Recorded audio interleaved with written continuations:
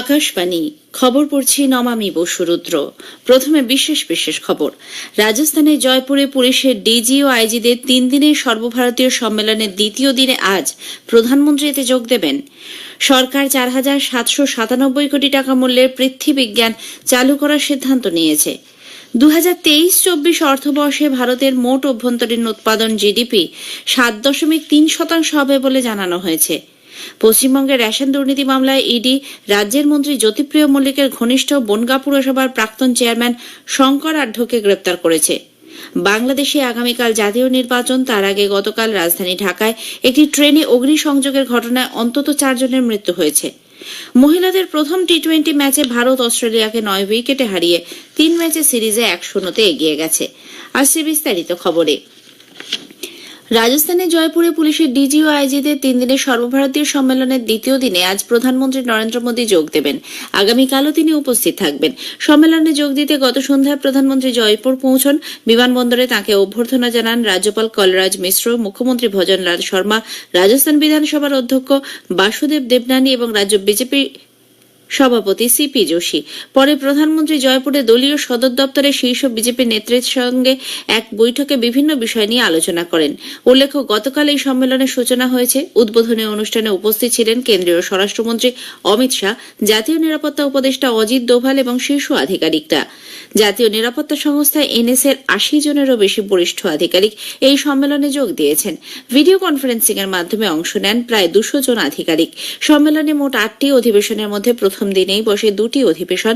এই সম্মেলনে সাইবার অপরাধ ও সন্ত্রাসবাদ, বাম চরমপন্থা, আর্টিফিশিয়াল ইন্টেলিজেন্স ও ডিপফেকের মতো অত্যাধুনিক প্রযুক্তির চ্যালেঞ্জ মোকাবিলার পাশাপাশি উন্নত পুলিশি ব্যবস্থা, অভ্যন্তরীণ নিরাপত্তা সংক্রান্ত নানা বিষয় এবং জেলখানা সংস্কার নিয়েও আলোচনা হওয়ার কথা। নতুন ফৌজদারি আইন কার্যকর করার ব্যাপারে মতবিনিময় করবেন পুলিশের ডিজি ও আইজিরা। সরকার 4,797 কোটি টাকা মূল্যের পৃথ্বীবিজ্ঞান চালু করার সিদ্ধান্ত নিয়েছে।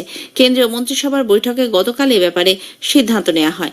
এই যোজনার অধীনে বর্তমানে চালু থাকা 5টি subscheme atmosphere and climate research modelling, observing system and services ACROSS, ocean services, modelling application, resources and technology O SMART, polar science and cryosphere research PACER, seismology and geo sciences SAGE এবং research education training and outreach reach আউটকে অন্তর্ভুক্ত করা হয়েছে।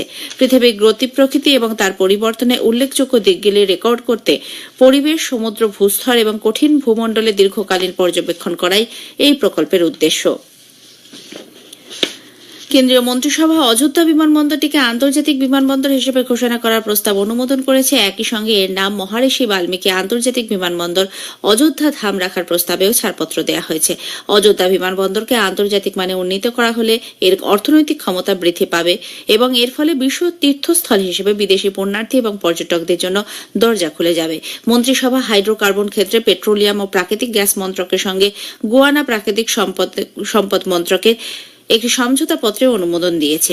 এছাড়া 2030 সালের মধ্যে ভারতীয় রেলে কার্বন নিঃসরণ শূন্যে নিয়ে আসতে মার্কিন যুক্তরাষ্ট্রের সঙ্গে স্বাক্ষরিত আরও একটি চুক্তি গতকাল ছাড়পত্র পেয়েছে। অনুমোদন দেওয়া হয়েছে মরিশাসের গবেষণা এবং উদ্ভাবন পরিষদ MRIC এবং ইসরোর মধ্যে স্বাক্ষরিত সমঝোতাপত্রে। 2023-24 অর্থবর্ষে ভারতের মোট অভ্যন্তরীণ উৎপাদন জিডিপি 7.3% হবে বলে মূল্যায়ন করা হয়েছে। জাতীয় স্ট্যাটিস্টিক্যাল অফিস NSOর প্রকাশিত জাতীয় আয়ের আগাম অনুমান সংক্রান্ত প্রথম রিপোর্টে এই তথ্য উঠে এসেছে। খনি, উৎপাদন, নির্মাণ এবং আর্থিক পরিষেবাগুলির ক্ষেত্রে উৎপাদন বাড়ানোর সঙ্গে সরকারি ব্যয়, উচ্চ বিনিয়োগ এবং উচ্চ জিডিপি বৃদ্ধির সম্পর্কযুক্ত। গত বছরে 7.2% তুলনায় 2023-24 দেশের অর্থনীতি বেড়ে 7.3% দাঁড়াবে। তথ্য সম্প্রচার মন্ত্রী অনুরাগ সিং ঠাকুর বলেছেন, 50 দিনে 10 কোটি মানুষ বিকশিত ভারত সংকল্প যাত্রায় অংশ নিয়েছেন। সামাজিক মাধ্যমে শেয়ার করা এক বার্তায় তিনি এই যাত্রাকে উন্নত ভারতের লক্ষ্যে গৃহীত এক পদক্ষেপ বলে উল্লেখ করেন। 2047 সালের মধ্যে বিকশিত ভারত গঠনের জন্য প্রধানমন্ত্রীর স্বপ্ন পূরণের ক্ষেত্রে এই যাত্রার অবদান অনস্বীকার্য থাকবে। উল্লেখ্য, সরকারের বিভিন্ন জনকল্যাণমূলক প্রকল্পের সুবিধা নির্দিষ্ট সময়ের মধ্যে জনগণের কাছে পৌঁছে দিতে প্রধানমন্ত্রী নরেন্দ্র মোদী গত 15 নভেম্বর ঝাড়খণ্ডের খুঁটি থেকে বিকশিত ভারত সংকল্প যাত্রা সূচনা করেন। 25 জানুয়ারির মধ্যে দেশের 2,60,000 গ্রাম পঞ্চায়েত এবং 4,000 পৌর এলাকায় এই যাত্রার প্রদক্ষিণ করার লক্ষ্যমাত্রা নেওয়া হয়েছে। পশ্চিমবঙ্গের রেশন দুর্নীতি মামলায় ইডি মন্ত্রী জ্যোতিপ্রিয় মল্লিকের ঘনিষ্ঠ বনগাঁ পুরসভার প্রাক্তন চেয়ারম্যান শঙ্কর আঢ্যকে গ্রেপ্তার করেছে। দীর্ঘ 17 ঘণ্টা জেরা করার পর গতকাল গভীর রাতে তাকে গ্রেপ্তার করা হয়। তারপর তাকে সিজিও কমপ্লেক্সে নিয়ে যাওয়া হয়েছে বলে ইডি সূত্রে জানা গেছে। এদিকে শঙ্কর আঢ্যকে বাড়ি থেকে নিয়ে যাওয়ার সময় সেখানে চরম বিশৃঙ্খলার সৃষ্টি হয়। স্থানীয় মানুষজন বিক্ষোভ দেখান, তাকে নিয়ে যেতে বাধাও দেওয়া হয়। ইডির গাড়ি লক্ষ্য করে চলে ইট বৃষ্টি, এলাকা রণক্ষেত্র হয়ে ওঠে। কেন্দ্রীয় বাহিনীর জওয়ানরা গিয়ে পরিস্থিতি সামাল দেন। উল্লেখ্য, ইডি আধিকারিকরা গতকাল শঙ্কর আঢ্যের শ্বশুর বাড়িতেও 13 ঘণ্টার বেশি সময় ধরে তল্লাশি চালায়। উদ্ধার হয়েছে প্রায় 8.5 লক্ষ টাকা। বিজেপি পশ্চিমবঙ্গের রেশন দুর্নীতির তদন্তে গিয়ে ইডি আধিকারিকদের উপর হামলার ঘটনা তীব্র নিন্দা করেছে। নতুন দিল্লিতে এক সাংবাদিক বৈঠকে দলের মুখপাত্র গৌরব ভাটিয়া অভিযোগ করেন, তৃণমূল কংগ্রেস ও অবৈধভাবে আশ্রয় নেওয়া রোহিঙ্গারাই এই হামলার জন্য দায়ী। মুখ্যমন্ত্রী মমতা ব্যানার্জি শাসনকালে রাজ্যে আইন শৃঙ্খলা ব্যবস্থা সম্পূর্ণ ভেঙে পড়েছে বলে তিনি উল্লেখ করেন। গোটা ঘটনার জন্য শ্রী ভাটিয়া মুখ্যমন্ত্রীর পদত্যাগও দাবি করেছেন। আগেই জানানো হয়েছে, পশ্চিমবঙ্গের রেশন দুর্নীতির তদন্তে ইডির তল্লাশি অভিযানকে কেন্দ্র করে গতকাল উত্তর 24 পরগনার সন্দেশখালী সরবেরিয়ার রণক্ষেত্রের রূপ নেয়। স্থানীয় জনতার হামলায় 3 ইডি আধিকারিক ও কয়েকজন সংবাদ মাধ্যমের কর্মী জখম হন। আহত সিআরপিএফ এর 10-12 জন জওয়ান। সাধারণতন্ত্র দিবস উদযাপনের অঙ্গ হিসেবে বীরগাথা কর্মসূচি এবছরও ভারতের প্রতিটি প্রান্ত থেকে সাড়া পেয়েছে। এবছর এটি 3য় সংস্করণ। প্রতিরক্ষা মন্ত্রক জানিয়েছে, দেশজুড়ে 2,43,000 বিদ্যালয় থেকে 1,37,00,000 পড়ুয়া এবারের কর্মসূচিতে অংশ নেবে।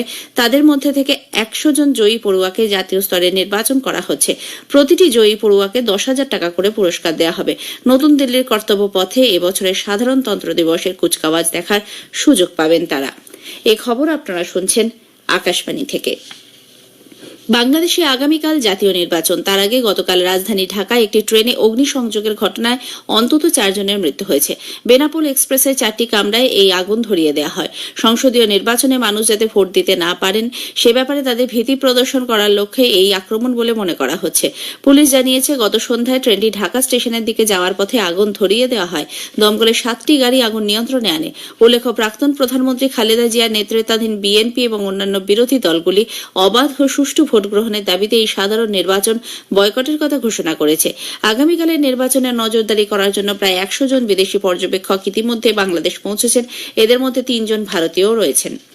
ইসরায়েল ও হামাসের মধ্যে যুদ্ধাবসানের পর গাজার ভবিষ্যৎ শাসন ব্যবস্থা নিয়ে ইসরায়েলের প্রতিরক্ষা মন্ত্রী ইয়োভ গ্যালান্ট একটি প্রস্তাবের রূপরেখা প্রকাশ করেছেন। তিনি বলেন, গাজা আর হামাসের দখলে থাকবে না।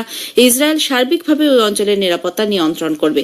এই প্রস্তাব অনুযায়ী প্যালেস্তাইন আঞ্চলিক দিকটি পরিচালনার দায়িত্বে থাকবে। ভারতীয় আবহাওয়া দপ্তর আইএমডি আগামী 2 দিন পাঞ্জাব, হরিয়ানা, দিল্লি সহ জাতীয় রাজধানী অঞ্চল, উত্তরপ্রদেশ এবং রাজস্থানে তীব্র থেকে অতি তীব্র ঠান্ডার কমলা সতর্কতা জারি করেছে।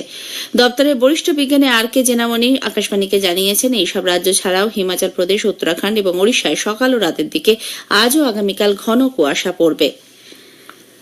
মহিলাদের প্রথম টি-20 ম্যাচে ভারত অস্ট্রেলিয়াকে 9 উইকেটে হারিয়ে 3 ম্যাচের সিরিজে 1-0 এগিয়ে গেছে। নাভি মুম্বাইয়ের ডিওয়াই পাটিল স্পোর্টস একাডেমিতে গতকাল ভারত টসে জিতে অস্ট্রেলিয়াকে ব্যাট করতে পাঠায়। 19 ওভার 2 বল খেলে তারা 141 রানে অল আউট হয়ে যায়। ফোয়েব লিচফিল্ড 49, এলিসা পেরি 37 রান করেন। তিতাস সাধু 4, দীপ্তি শর্মা ও শ্রেয়াঙ্কা পাটিল 2টি করে উইকেট নেন। জবাবে ব্যাট করতে নেমে ভারত 17 ওভার 4 বলে 1 উইকেট হারিয়ে প্রয়োজনীয় রান তুলে নেয়। স্মৃতি মান্ধানা 54 রান করেন। শেফালি বার্মা 64 রানে অপরাজিত থাকেন। সিরিজের পরবর্তী 2টি ম্যাচ রবি ও মঙ্গলবার একই মাঠে অনুষ্ঠিত হবে।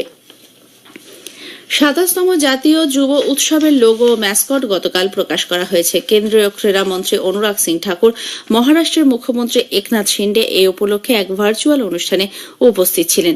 পরে এক সরকারি বিবৃতিতে শ্রী শিন্ডে জানান, এই উৎসব বিকশিত ভারতের স্বপ্ন পূরণে নতুন প্রজন্মকে উদ্বুদ্ধ করবে। যুব উৎসবে ম্যাসকট সেক্রু, শান্তি, মৈত্রী, প্রগতি ও পরিবেশপন্থী। ওই অনুষ্ঠানের ট্যাগলাইন হল যুবা কে লিয়ে যুবা দ্বারা, অর্থাৎ যুব সমাজের জন্য যুবকদের মাধ্যমে। উল্লেখ্য, নাসিকে আগামী 12 জানুয়ারি জাতীয় যুব উৎসব শুরু হতে চলেছে, চলবে 16 জানুয়ারি পর্যন্ত। 5 দিনের ওই সম্মেলনে 28টি রাজ্য, 8টি কেন্দ্রশাসিত অঞ্চলের 8,000-এরও বেশি যুবক যুবতী অংশ নেবেন।